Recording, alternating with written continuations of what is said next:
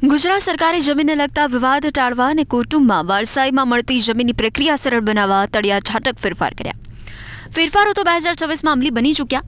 હવે જો નવા નિયમનું પાલન કરવામાં નહીં આવે તો દંડનો સામનો કરવો પડી શકે. રાજ્ય સરકારે જમીનને લગતા કાયદામાં કરેલ ફેરફારમાં સૌથી મહત્વનો ફેરફાર હોય તો કોઈ પણ ખેડૂત કે જમીન માલિકનું મૃત્યુ થાય અને તેણે જો વસિયત બનાવી હોય કે ન બનાવી હોય પણ તેની જમીનના વારસાઈના અધિકારમાં તેના સીધી લીટીના વારસદારના બધા નામ સામેલ થઈ જાય. આ સીધી લીટીના વારસદારમાં મૃતકની પત્ની, સંતાન, દીકરા દીકરી બંનેનો સમાવેશ થાય. આ સિવાય કાયદેસર રીતે દત્તક લીધેલ સંતાનનો પણ સમાવેશ થાય. નવા કાયદા મુજબ દીકરા દીકરી બંનેના નામનો વારસાઈમાં સમાવેશ કરવો ફરજિયાત છે. પહેલા કેટલાય લોકો દીકરીના નામ લખતા ન હતા. વારસાઈમાં નામ દાખલ કરવાની પ્રક્રિયા જોઈએ તો મૃતકના ગયા બાદ તેના મૃત્યુના પ્રમાણપત્રની સાથે 7/12ના ઉતારામાં પત્ની, પુત્ર, પુત્રીના નામ દાખલ કરી દેવામાં આવે છે. પછી તે પરણેલી હોય કે અપરિણિત એ જોવાનું નથી. પુત્રીનું નામ દાખલ કરવું ફરજિયાત છે. જમીનની વારસાઈમાં શરૂઆત હંમેશા બધાના નામથી થશે. તેના પછી કુટુંબના સભ્યો પારસ્પરિક સંમતિથી પોતાનો હક જતો કરવો હોય તો કરી શકે છે, પરંતુ પ્રારંભ તો બધાના નામથી થશે.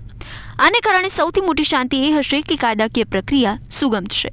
પહેલેથી સ્પષ્ટતા હોવાને કારણે વિવાદ નહીં થાય. નિયમ ન હોવાને કારણે જમીનની વારસાઈના અનેક કેસ થતા હતા. બિનજરૂરી કાયદાકીય પ્રક્રિયા થતી હતી. હજારો કેસો હાલમાં કોર્ટમાં ચાલી રહ્યા છે.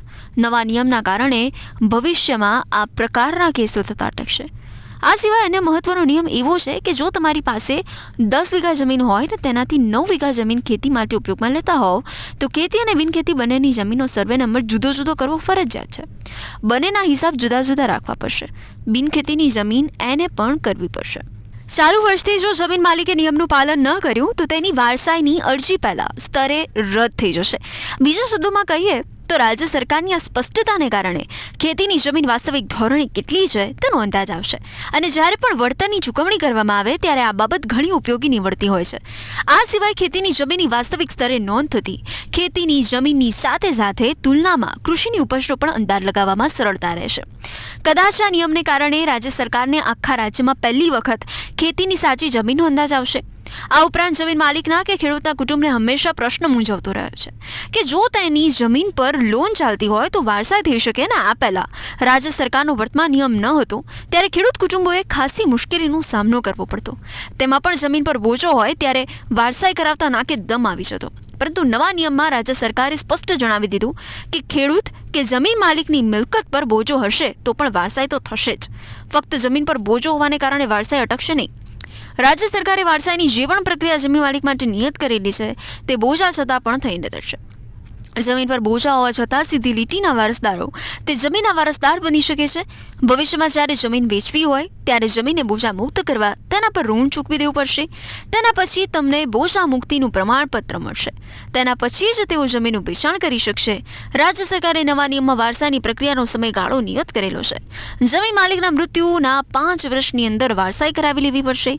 જો નહીં કરાવી તો 5,000 રૂપિયા દંડ થશે. જો કે વાસ્તવમાં વારસાઈ બને તેટલી વહેલા કરાવવી વધારે સારી.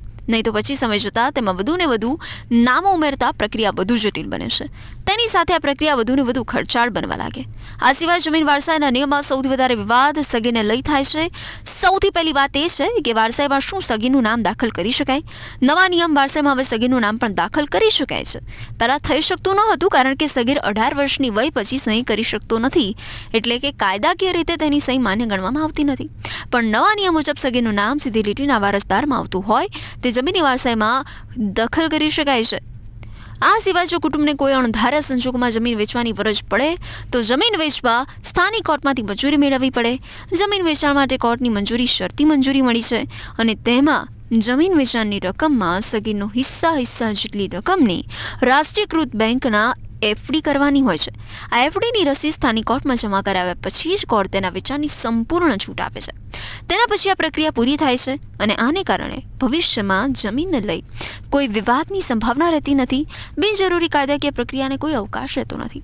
હવે જો તમારે આખી પ્રક્રિયાનું પાલન કરવું હોય તો પહેલાં તમારે એના માટે કયા કયા દસ્તાવેજ જોઈએ છે તે જોઈ લેવું. મૃતકનું મૃત્યુનું પ્રમાણપત્ર, જમીનનો તાજો 7/12નો અને 8નો ઉતારો, વારસાઈમાં જે વારસદારનું નામ દાખલ કરવાનું છે બધાના પાન કાર્ડ અને આધાર કાર્ડ, વારસાનું નિયત અરજી ફોર્મ, આ ઉપરાંત બેંક લોન હોય તો કાગળનો પણ સમાવેશ થાય છે. બસ આટલી પ્રક્રિયાનું પાલન કરો અને જમીનને લગતા વિવાદોથી બચો. તેની સાથે તમારી મિલકત અને સંબંધો બંનેને સાચવો.